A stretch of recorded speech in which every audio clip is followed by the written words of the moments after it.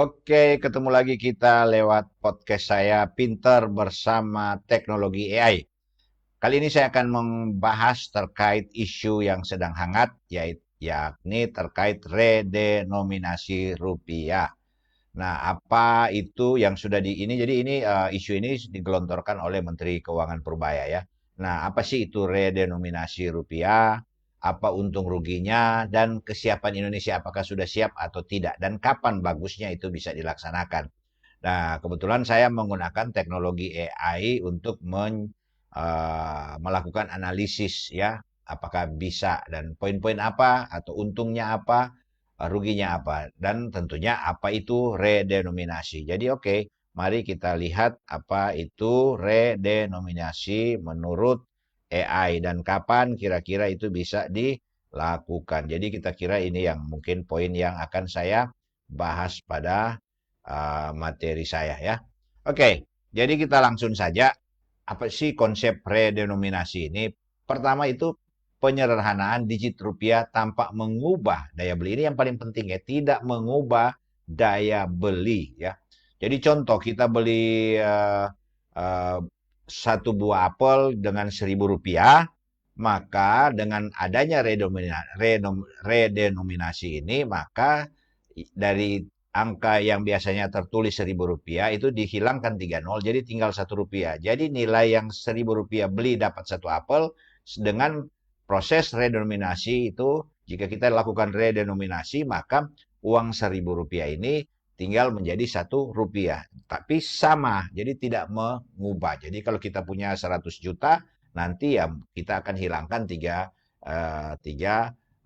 poin di belakang. Jadi tinggal 100.000 itu nilainya sama dengan 100 juta kira-kira. Jadi kalau kita punya uang tidak usah ragu ya, tidak usah panik dan lain sebagainya. Karena nilainya sama. Kita punya 50.000, ya sudah hilang 3 tinggal 50. Jadi 50.000 itu kita bisa dapat satu alat misalnya satu tape 50.000, maka sama kita cuma Rp50 itu sama, daya belinya sama.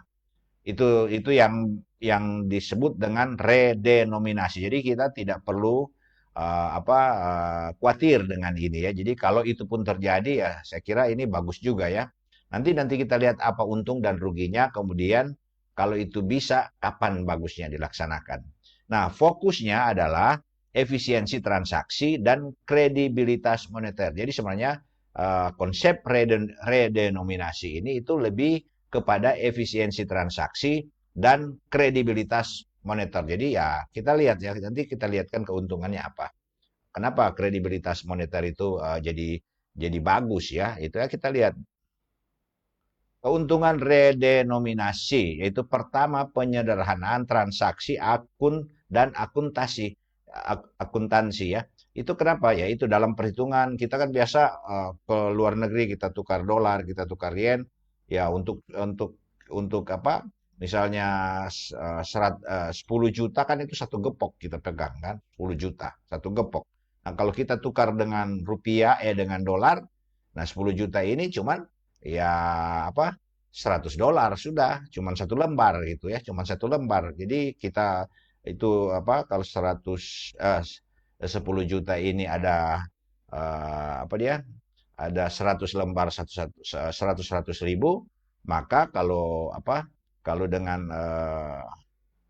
eh, dengan redenominasi ya tidak perlu, itu tinggal 10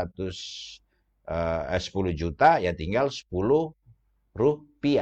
Tapi kita mau beli 10 juta itu harga buku 10 juta, ya sama dengan kita beli setelah redenominasi tinggal 10 rupiah. Dan itu cuma satu lembar, tidak perlu sampai dengan 100 lembar. Kan itu kan efisiensinya di situ kan, penyederhanaan transaksinya lebih, tidak perlu banyak uang. Jadi simpel kan, kita harus 10 juta kan kita harus keluar 100 lembar, 100 ribu.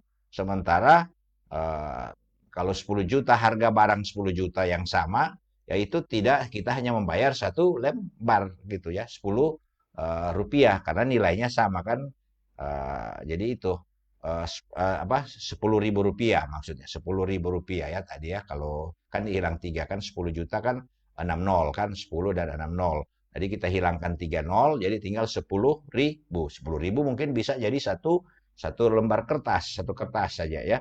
Jadi tidak perlu membayar 100 lembar. Itu adalah penyerahan transaksi. Kemudian perhitungannya juga mudah, ya cuma satu lembar daripada kita mesti hitung 100 lembar kan, itu contohnya. Jadi keuntungan redenominasi satu itu.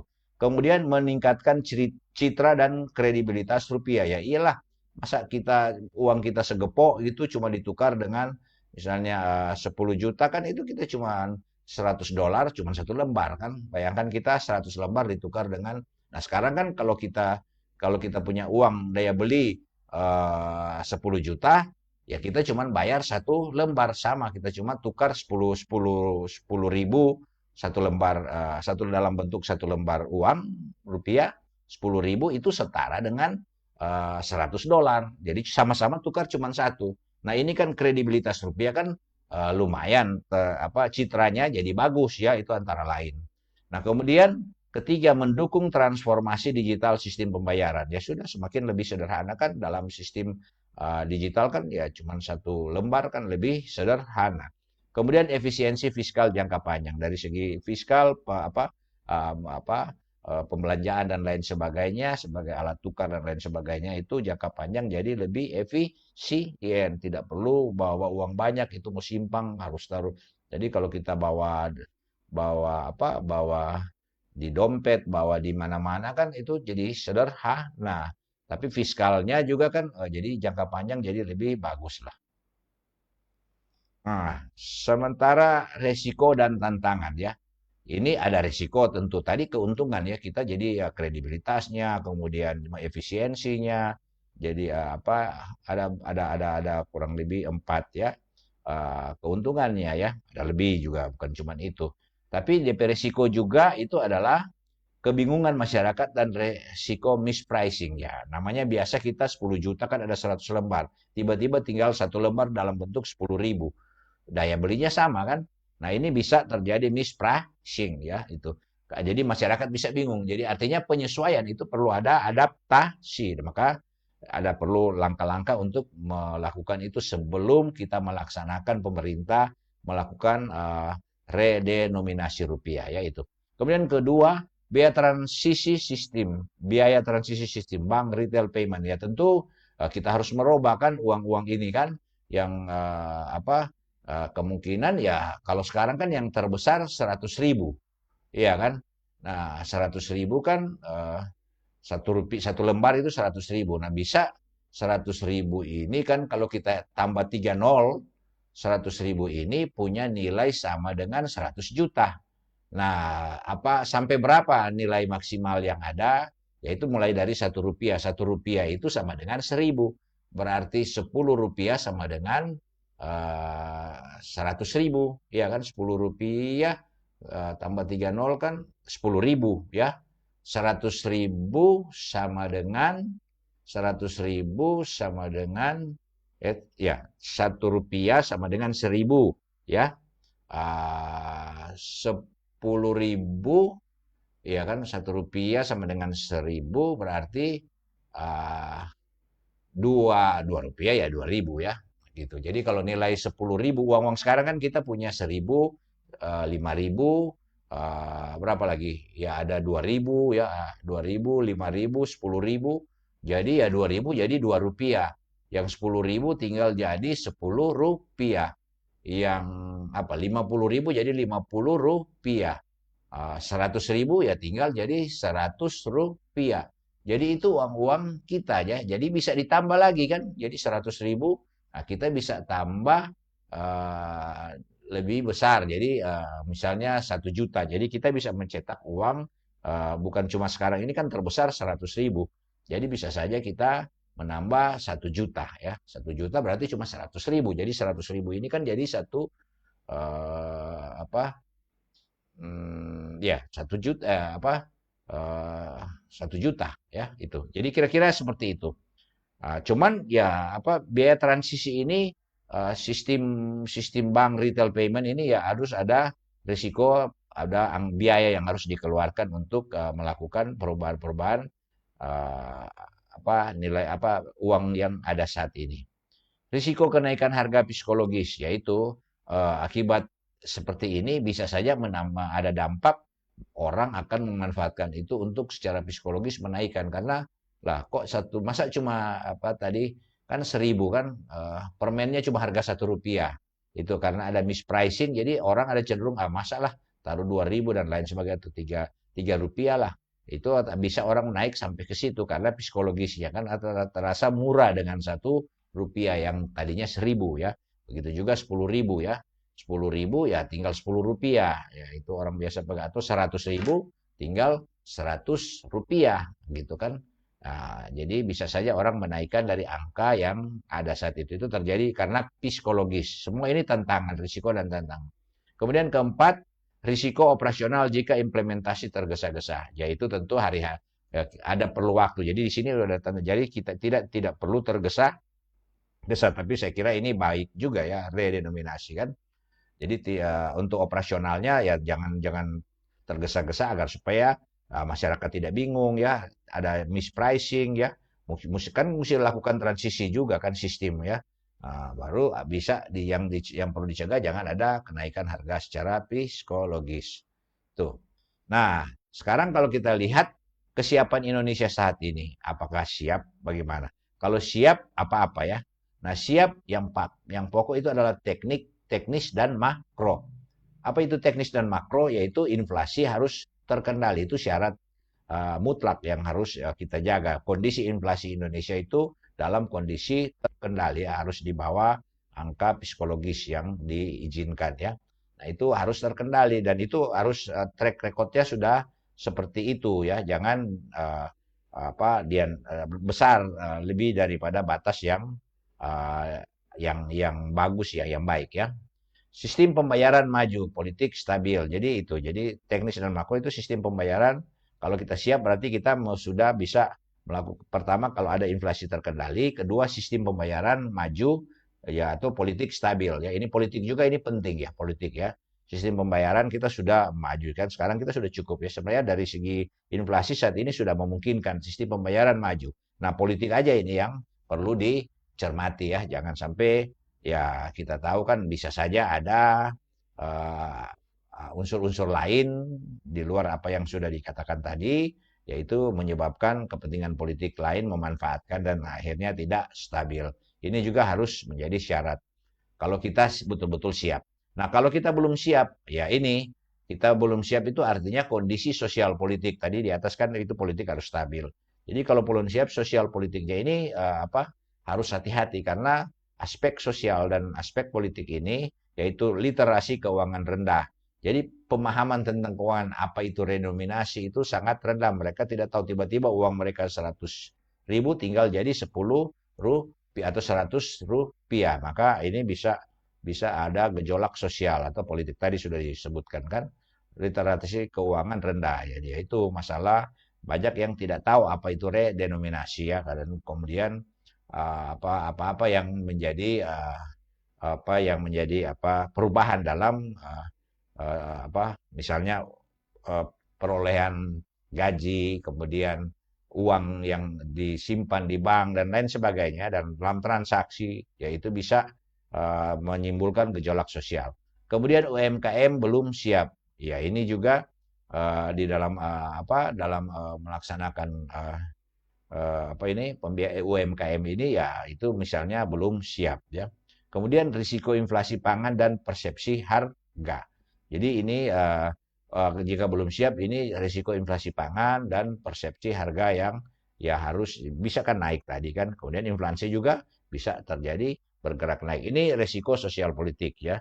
Jika jadi dua kondisi ini jika siap teknis dan makronya harus seperti ini, politik stabil, inflasi terkendali, sistem pembayaran sudah maju, dan kalau melihat ini sih kondisi sekarang memungkinkan walaupun ya ada belum kelihatan apabila ada isu yang mungkin ingin digunakan lawan politik dan lain sebagainya, mereka bisa masuk di posisi situ sehingga terjadi sosial politik itu tidak baik ya, yaitu risiko inflasi pangan dan persepsi harga oleh karena aspek sosial menyebabkan politik menjadi tidak stabil.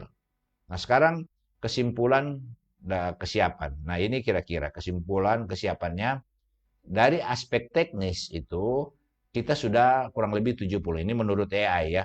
Sudah 70 sampai 75% siap. Kemudian kesiapan sosial politik, ini masih rendah kita ya, sosial politik karena aspek itu ya, itu literasi tentang sistem keuangan dan lain sebagainya itu masih rendah di masyarakat sehingga bisa menimbulkan gejolak sosial dan itu bisa dimakan oleh para politik ya, yang politikus yang tidak setuju dengan kebijakan ini menimbulkan gejolak sosial politik ya, semua tidak jalan ya. Itu tapi di sisi itu sudah 40 sampai 50%. Jadi kalau mau ditanya saat ini sudah ideal ya ini menurut AI tidak ideal dilaksanakan di saat ini tahun 2025. Jadi menurut AI direkomendasikan sebagai agenda 2027 sampai 2030 ya. Jadi ini persiapan tahap persiapan. Jadi kalau 2025 ini sudah mulai sosialisasi. Ya, ini langkah-langkahnya kita bisa lihat rekomendasi AI apa yang harus dilakukan ya.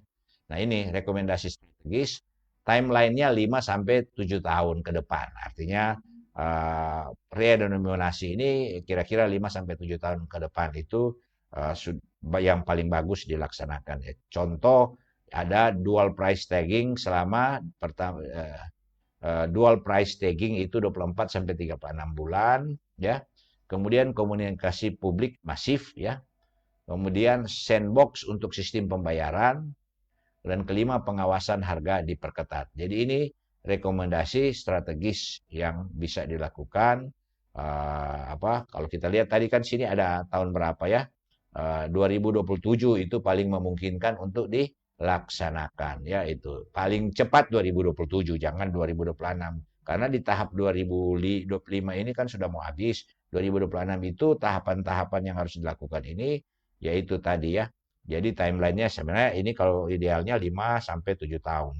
Nah, dual price tagging ini 24 sampai 36 bulan ya. Jadi ini 2 tahun yaitu 2027 ya kita sudah mulai tagging ya ini dual price. Kemudian komunikasi publik masif artinya ini sosialisasinya harus harus masif ya. Harus lancar karena jangan timbul gejala sosial karena masyarakat itu resah dan lain sebagainya menyebabkan banyak hal tadi sudah disebutkan sebelumnya ya keuntungan dan kekurangan tantangan. Nah sandbox untuk sistem pembayaran, nah ini juga harus kita kontrol ya termasuk pengawasan harga diperketat. Jadi ini rekomendasi strategis yang dapat dilakukan agar supaya kebijakan pemerintah untuk redenominasi rupiah itu bisa berlangsung dengan baik ya. Nah, saya kira kalau saya sendiri sih setuju ya. Tadi kan alasan-alasan dari sisi efisiensi ya dan kemudian akuntabilitas dan sebagainya, kredibilitas ya, moneter itu semua itu bagus baik ya menurut saya. Cuma tentu tidak perlu tergesa-gesa ya karena ada banyak hal yang harus dipersiapkan seperti yang sudah disampaikan tadi yaitu pertama ya inflasinya kita harus kendalikan bagus itu 2025 ini bagus kan sebelumnya 2024 kan juga bagus 2025 bagus 2026 bagus ya kemudian politik juga stabil ya kemudian yang lain-lain juga itu dapat tidak ada masalah sosial politik ya. Nah ini kalau ini sudah kondisi ini sudah diyakini benar, termasuk sosialisasi ya, karena sosialisasi penting itu agar tidak terjadi masalah sosial akibat ketidaktahuan masyarakat dan juga menyebabkan politik tidak stabil. Saya kira ini yang bisa saya sampaikan. Sekian dan terima kasih. Semoga bermanfaat dan tentunya sebagai masyarakat itu kami mendukung upaya-upaya yang baik dari pemerintah termasuk redenominasi ya rupiah. Saya kira kalau ada pendapat-pendapat beberapa politikus yang sangat meragukan ya tentu itu hak mereka tapi saya mendukung pemerintah atau Presiden Prabowo untuk melaksanakan redenominasi karena kita yang sering-sering ke luar negeri dan lain sebagainya, itu juga kita memahami tentang bagaimana kredibilitas ya ini dan tidak efisien daripada sistem yang ada sekarang. Maka redenominasi menurut saya itu hal yang baik untuk dilaksanakan, walaupun jangan tergesa-gesa dengan melihat poin-poin yang sudah saya sampaikan tadi. Oke, sekian dan terima kasih. Sampai ketemu lagi di podcast saya yang lain.